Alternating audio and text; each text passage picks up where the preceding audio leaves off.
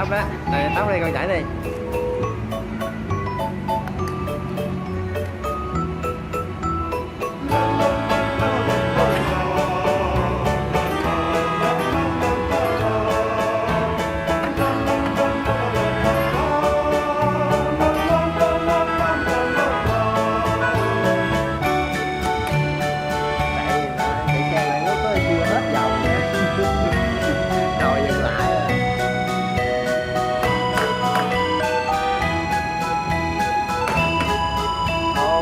Chơi gì vậy?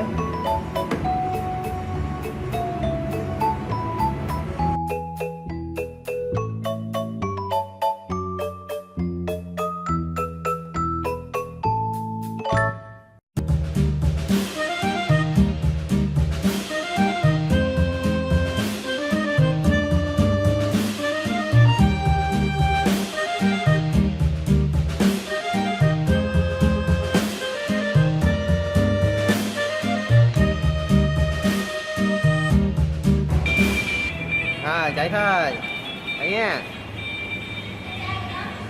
Rồi. Thôi cho chạy nha, cho chạy nha. Yên, yên, yên, yên. Rồi.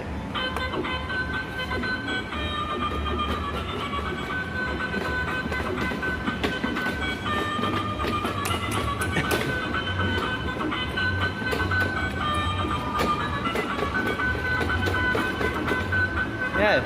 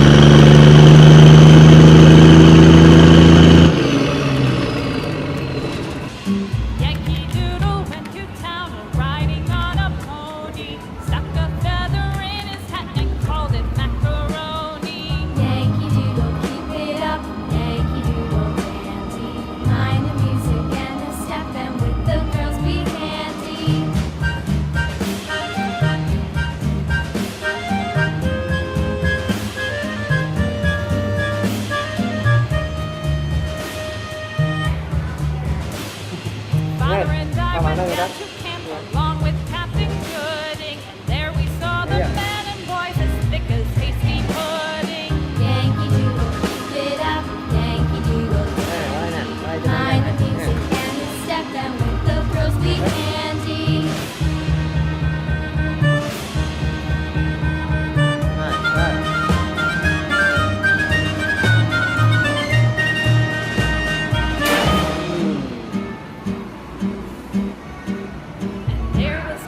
Washington